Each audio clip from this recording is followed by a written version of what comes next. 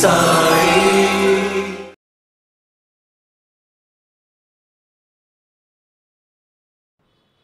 ఎందుకుట ప్రాణోపనిషత్తు ఏమి చెబుతోంది? సముద్రంలో ఉన్న నీరు సూర్యకిరణాలు పడటం వలన మేఘాలుగా మారి పైకి వెళ్ళటం వలన ఆ మేఘాలు చల్లబడి వర్షబిందువులుగా అవుతున్న తరుణంలో జీవుడు వర్షబిందువుల ద్వారా సేద్యములోకి జొరబడతాడు. అంటే వరి అవ్వచ్చు, గోధుమలు అవ్వచ్చు, అన్నములోకి జొరబడతాడు. ఎప్పుడైతే ఆ అన్నము మనము తింటామో అది పచనమై వీర్యము కింద వృద్ధి చెందడం జరుగుతుంది. ఎప్పుడు వీర్య వృద్ధి జరుగుతుందో తద్వారా జననం అన్నది సంభవమవుతోంది. అందుకు అన్నిటికీ మూలమేది? అన్నము. జీవశక్తినిచ్చేది అన్నము, శారీరక దృఢత్వాన్నిచ్చేది అన్నము, ఆధ్యాత్మిక శక్తినిచ్చేది అన్నము. వివాహంలో తలంబరాలను బియ్యము ఉంచి ఎందుకు పోయిస్తారండి? పూజా పునస్కారాలలో అక్షింతలను బియ్యం కింద ఎందుకు కలుపుతామండి? ఒక్కసారి ఆలోచించండి. ఎందుకంటే దానిలో జీవశక్తి ఉంది కాబట్టి. పెళ్లి కొడుకు పెళ్లి కూతురు నెత్తి మీద తలంబ్రాలు పోసుకుంటున్నారంటే ఏమిటి? ఒక జీవశక్తిని, ఒక సంసారం, ఒక వారి యొక్క కొత్త జీవితాన్ని వారు ప్రారంభిస్తూ ఆ దైవిక శక్తి కోసం వారు పొందటం కోసం పాటుపడుతూ ఉంటారు.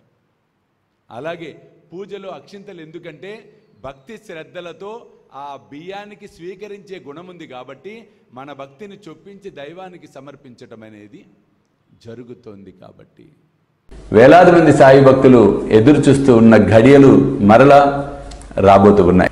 స్వామీజీతో షిరిడి యాత్ర సెప్టెంబర్ 5 గురువారం నాడు బయలుదేరతాం. సెప్టెంబర్ 6, 7, 8 షిరిడిలో వేలాది మంది సాయి భక్తులతో ఈసారి ప్రపంచవ్యాప్తంగా ఉన్న సాయి భక్తులందరినీ కూడా మేము ఇన్వైట్ చేస్తున్నాం ఈ గొప్ప కార్యక్రమానికి. కాబట్టి మీరు నాతో రావాలి, ఈ యాత్రలో పాలు పంచుకోవాలి అనుకుంటే త్వరితగతిన కింద కనిపిస్తున్న ఫోన్ నెంబర్స్కి ఫోన్ చేసి మీ టికెట్ సెటిల్ చేసుకునే ప్రయత్నం చేయండి. కాబట్టి క్రోధము అన్ని విధాల, కోపం అన్నది మంచిది కాదు, నష్టాన్ని అందించటం అనేది జరుగుతుంది.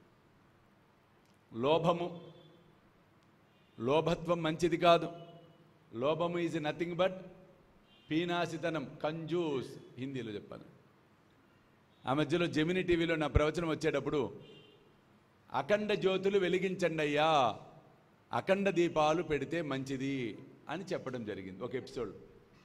ఒక 2 నెలల తర్వాత ఒక ఫోన్ కాల్ వచ్చింది నాకు. గురువు గారు మీరు చెప్పినట్టే అఖండ జ్యోతి పెట్టాము, చాలా బాగుంది అన్నాడు ఆయన. చాలా సంతోషం. మా అఖండ జ్యోతికి స్పెషాలిటీ ఉంది గురువు గారు అన్నాడు. ఏమిటి స్పెషాలిటీ అన్నా? కరెంటు పోయినా వెలుగుతూనే ఉంటాయి అన్నాడు. కరెంటు పోతే వెలగటం ఏంటయ్యా? నువ్వేం మాట్లాడుతున్నావా? దీపం వెలిగిస్తే కరెంటుకి దీనికి సంబంధం ఏంటన్నా? కాదు గురువు గారు, బ్యాటరీ పెట్టే అన్నాడు. బ్యాటరీ పెట్టడం ఏమిట్రా అంటే డిస్కో లైట్లు తెచ్చి దాన్ని ఒకటి ప్రమిదకి గుచ్చి బ్యాటరీ పెట్టి అదే అఖండ జ్యోతిట. మీరు కూడా చెప్పండి గురువు గారు, భక్తులకు డబ్బు ఆదా అవుతుంది అంటాడు వాడు. మళ్ళీ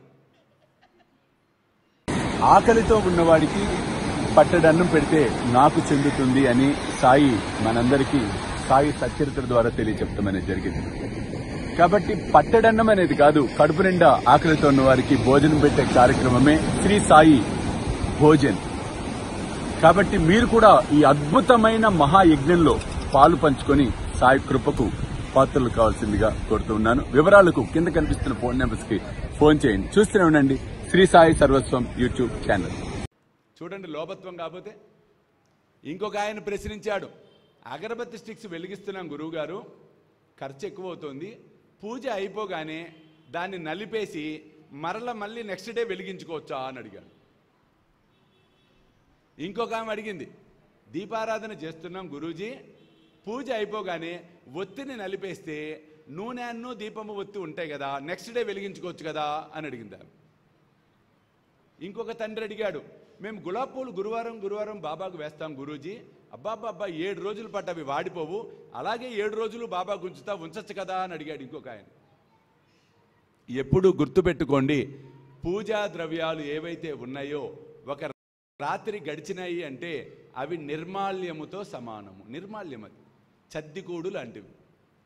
గులాబ్ పూల దండ ఎంత బాగున్నా బాబా మెడలో ఉంచరాదు. ఒక రాత్రి అయిపోయిందంటే దానిని మీరు గుమ్మానికి కట్టుకోండి కావాలంటే.